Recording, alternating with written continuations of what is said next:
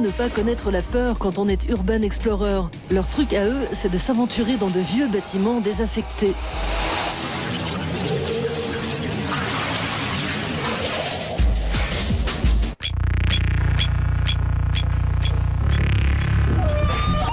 Mike et Karsten sont sur la piste d'un esprit, celui qui hante les usines et les hôpitaux désaffectés.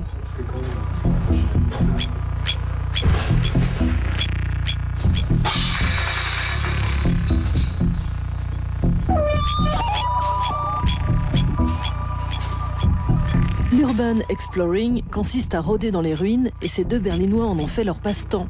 Ils photographient ce qui leur paraît intéressant et publient le résultat sur leur site. Le problème, c'est qu'on ne peut pas tout montrer. Pour moi, certains bâtiments ont une âme.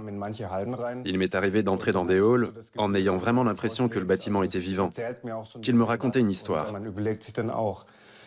On se demande tout ce qui a pu se passer là-dedans par le passé, combien de gens sont entrés. Et c'est ça l'intérêt de la chose. La démolition de bâtiments délabrés coûte souvent trop cher à leurs propriétaires. Tant mieux pour les urban explorers. En général, ce qui se cache derrière ce genre de façade décrépite n'intéresse plus que les sans-abri et les graffeurs. En principe, les ouvertures ne manquent pas. Ici, par exemple, on a cette fenêtre, l'essentiel étant qu'on puisse y entrer. Mais il arrive bien sûr qu'on débouche dans une pièce fermée et qu'on se retrouve bloqué. Mais bon, si tout est bouclé, il faut trouver un moyen ou un autre pour se faufiler à l'intérieur. Sauf qu'on n'use jamais de la force. Un Urban Explorer ne va jamais fracturer une serrure. Parce que la communauté internationale de l'urban exploring respecte les mêmes règles de base dans le monde entier. Pas de casse et pas de pillage. Même quand une usine de produits alimentaires de l'ex-RDA recèle parfois des trésors de souvenirs plus que tentants.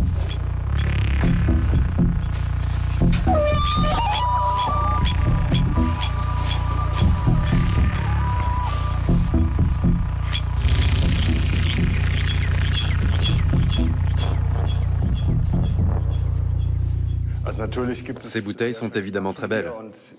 Ça a l'air vieux et c'est d'un aspect assez fantomatique. Je préfère ne pas savoir ce qu'il y a dedans. De toute façon, au bout de 20 ans, on ne peut plus savoir ce que c'était. Et on n'a pas envie de savoir ce qu'il y a dedans ou ce que c'est devenu. Les masques à gaz ne sont pas là par hasard. Une fois de plus, il s'agit probablement d'un vestige de la guerre froide. Et il fallait être équipé pour une éventuelle attaque nucléaire à tout moment. Mais un urban explorer doit lui aussi s'attendre à tout moment. Ici, c'était le bureau de M. Stülpner. Voyons voir si M. Stülpner est là. Non, M. Stülpner est en congé.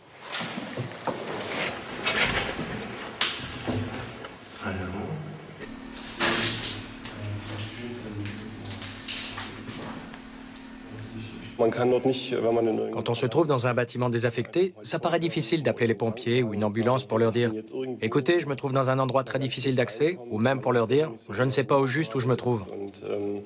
Alors il faut être très prudent. C'est une priorité absolue. Et il faut toujours être à deux. Y aller seul n'est pas une bonne idée. Comme ça, en cas de pépin, qui sait, un plafond peut s'effondrer ou un truc du genre. Tout peut arriver, alors à deux, c'est moins risqué.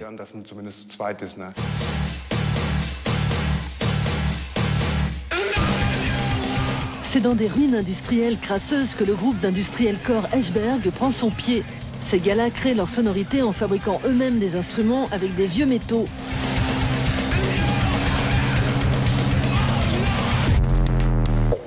Björn, l'un des batteurs du groupe, s'adonne lui aussi à l'urban exploring.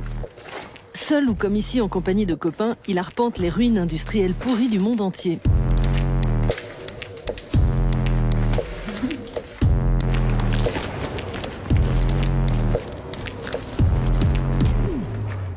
C'est effectivement un peu une atmosphère de fin du monde. On peut être gagné par le sentiment qu'il n'y a plus âme qui vive sur cette planète, et je trouve cette idée très intéressante. D'ailleurs, notre musique fait souvent allusion à ça. Nos textes parlent souvent de la disparition de l'être humain et critiquent la civilisation. Et c'est en cela que ces endroits sont fantastiques.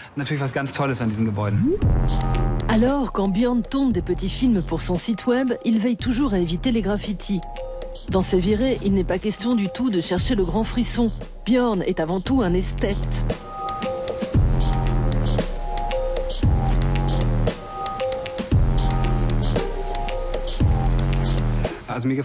Plus une usine est grande et plus elle est délabrée, mieux c'est.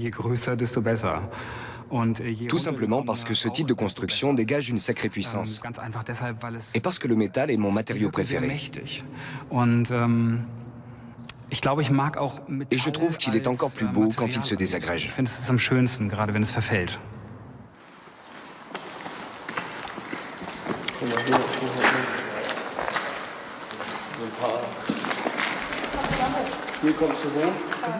C'était sans doute une échelle à l'origine.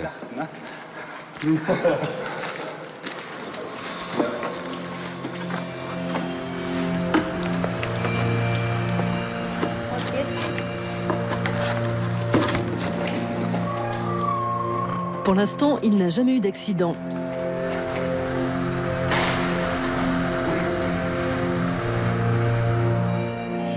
Ces images, Björn les a tournées dans une ancienne clinique de pneumologie d'Allemagne de l'Est. Entre-temps, les Urban Explorers en ont fait une sorte de lieu de pèlerinage, mais ils ne sont pas les seuls. Oui, il existe des chasseurs de fantômes qui pensent que tous les édifices ayant l'apparence d'une maison hantée sont forcément habités par des fantômes. Pourquoi pas? Ça ne me dérange pas, mais moi je n'y crois pas. Pour moi, il n'y a que l'atmosphère qui compte. Et je n'essaie pas d'y trouver de quelconques êtres vivants, si tant est qu'on puisse appeler ça des êtres vivants, ou d'entrer en contact avec quoi que ce soit. Aujourd'hui, la communauté des Urban Explorers doit s'arranger avec les fantômes qu'elle a elle-même invoqués. Car le passe-temps de Björn a le vent en poupe.